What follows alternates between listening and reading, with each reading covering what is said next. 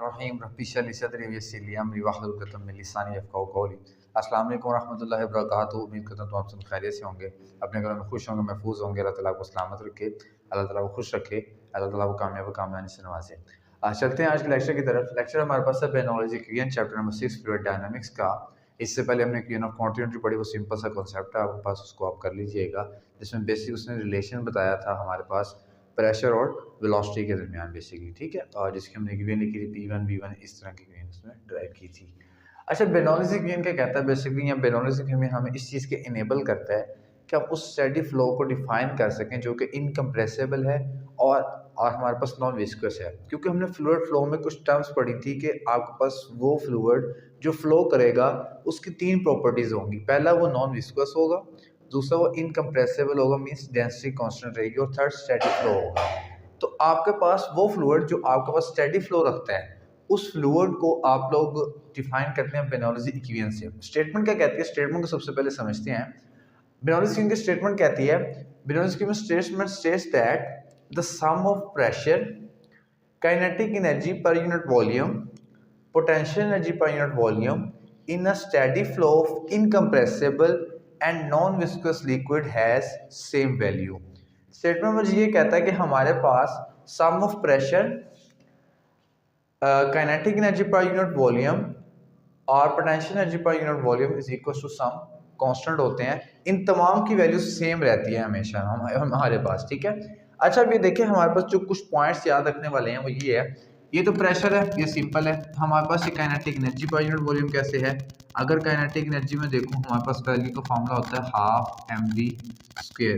Kinetic energy per unit volume का मतलब कि अगर मैं इसको डिवाइड कर दूं v से, तो यहाँ पे भी क्या आ जाएगा, v आ जाएगा, ये v² बन जाएगा।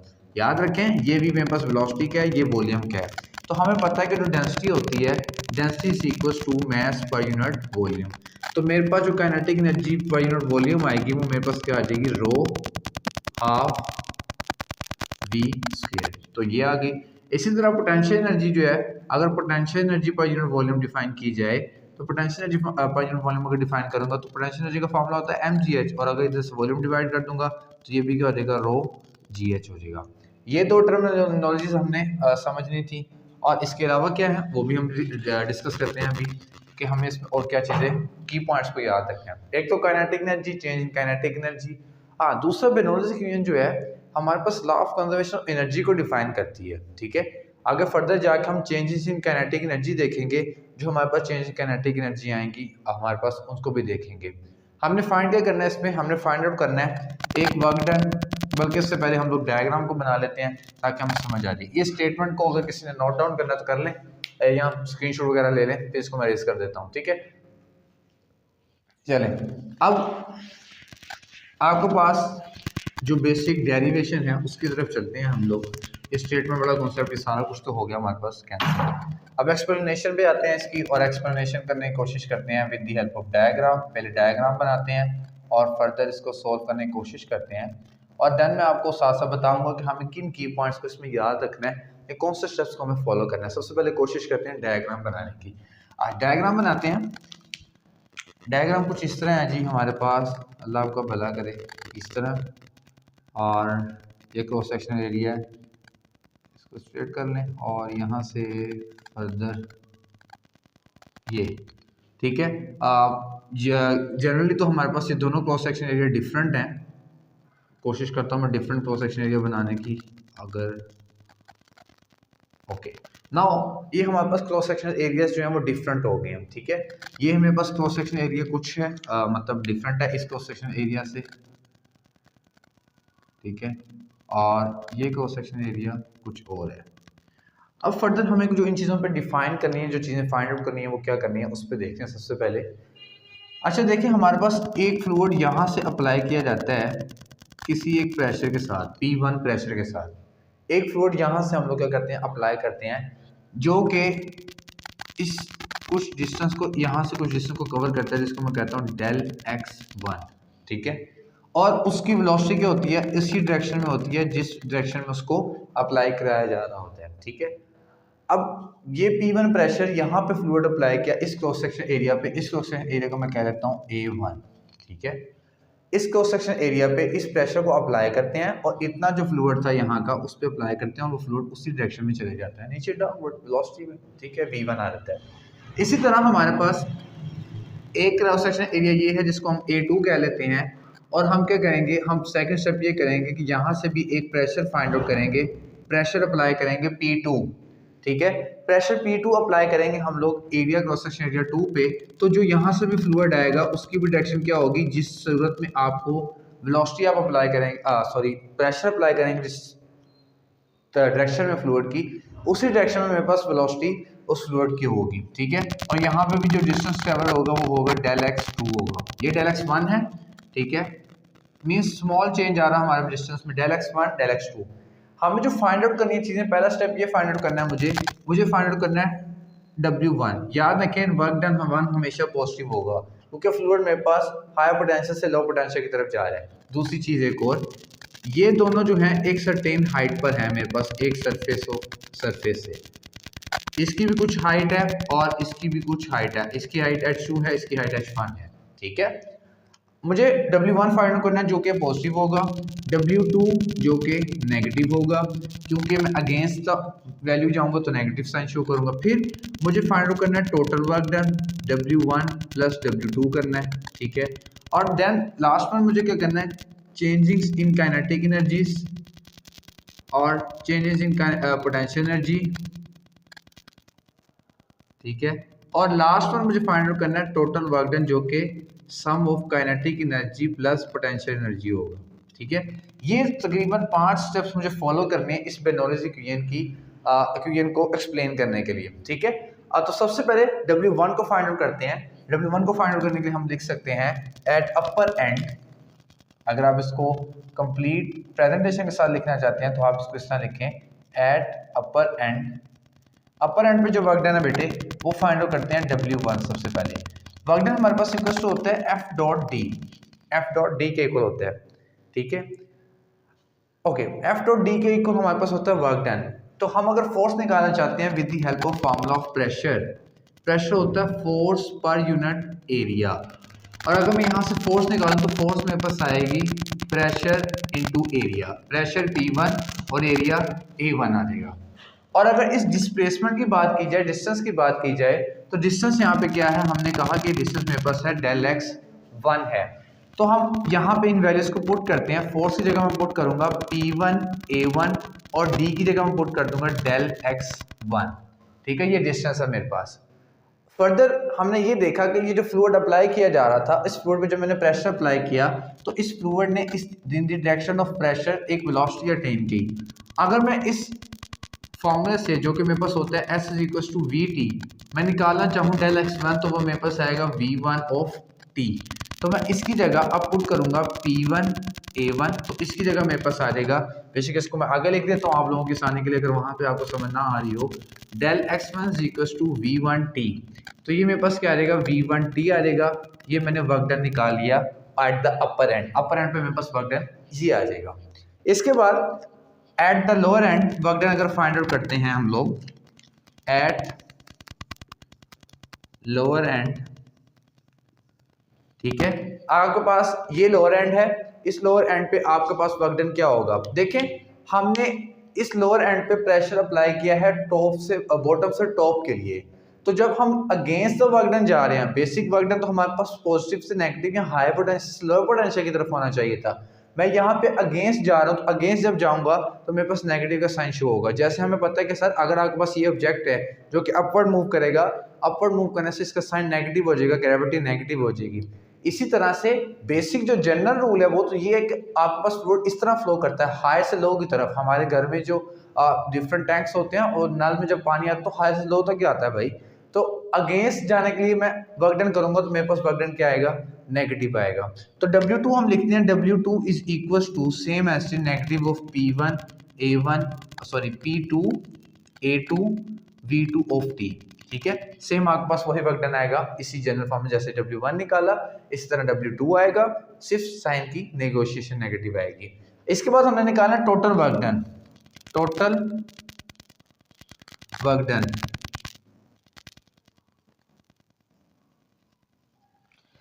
टोटल वर्क डन निकालने के लिए W is equal to W1 plus W2।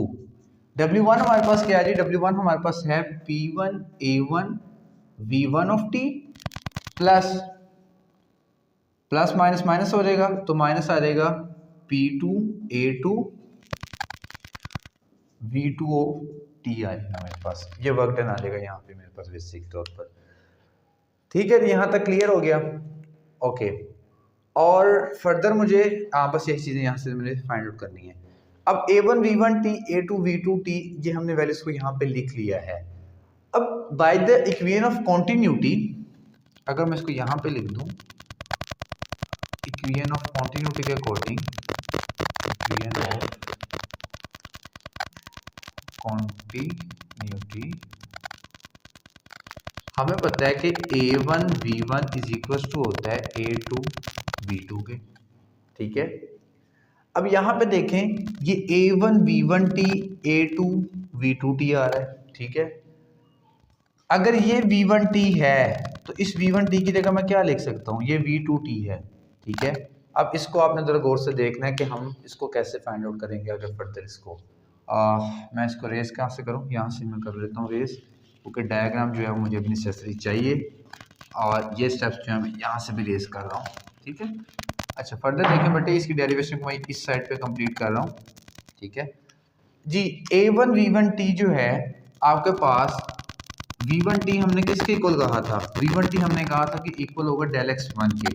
अगर मैं लिख देता हूँ यहाँ पे P1 A1 del x1 further, और दोबारा मैं इसको लिख देता हूँ minus P2 A2 del x2, ऐसे लिख देता हूँ। वैसे तो मुझे यहाँ से चेंज ही नहीं करनी चाहिए थी। ठीक है, अगर मैंने चेंज करना तो दोबारा से फॉर्मेशन में यहाँ बेशक ना चेंज करें। आप देखें ये एरिया और लेंथ मल्टीप्लाई होगा तो आपके पास आंसर क्या आता है, जब आपके पास एक एरिया और एक लेंथ मल्टीप्लाई हो जाए तो हमारे पास आंसर आता है in the formation of volume.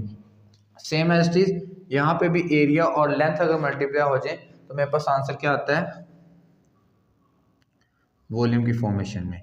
अब मैंने वॉल्यूम वी लिख दिया दोनों तरफ, क्यों लिखा है, वजह इसमें ये है बच्चे कि हमारे पास वॉल्यूम जो है वो दोनों का सेम रहेगा। ठीक है, वॉल्यूम मेरे पास क्या है, सेम है, तो वॉल्यूम मैंने इसमें से कॉमन कर लिया, P1 minus P2 is equal to आपके पास आ गया टोटल वर्क डन के। और अगर वॉल्यूम की डेफिनेशन लिखी जाए तो मास पर यूनिट वॉल्यूम, आपके पास डेंसिटी जो थी हमने लिखी थी यहाँ पे, कहीं पे नहीं लिखी, दोबारा लिख देते हैं, density is equal to mass per unit volume. और अगर आपने वॉल्यूम निकालना है तो मास पर डेंसिटी P1 माइनस P2, ये मेरे पास आ जाएगा बच्चे टोटल वर्क डन आ जाएगा। अब इस टोटल वर्क डन को आपने रखना है याद। ठीक है, इसको मैं इक्वेशन को लिख दूंगा यहाँ पे सेपरेटली। टोटल वर्क डन को आपने रखना है याद, ये जो पार्ट था इसको मैंने कर दिया cut off.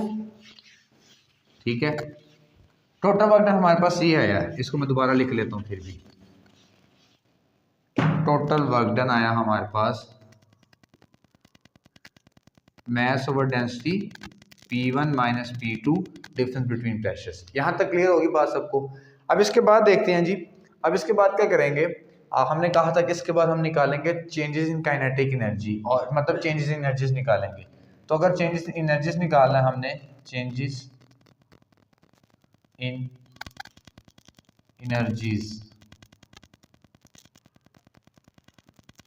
Changes in energies निकाले, सबसे पहले काइनेटिक एनर्जी में चेंज निकालते हैं हम लोग, change in kinetic energy which is equal to half mv2 square minus half mv1 square. Clear. और अगर पोटेंशियल एनर्जी की चेंजिंग निकालूं मैं यहाँ से, तो वो मेरे पास होगा mgh2 माइनस mgh1 होगा। अब by the law of conservation of energy, bye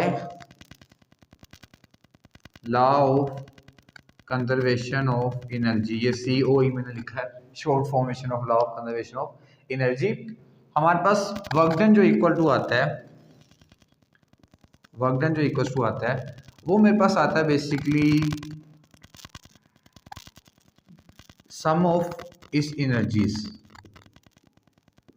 ठीक है, by law of conservation of energy ये कहता है कि जो टोटल वर्क डन है किसी भी सिस्टम के ऊपर, बॉडी के ऊपर, वो इक्वल टू होगा उसके सम ऑफ एनर्जीज के।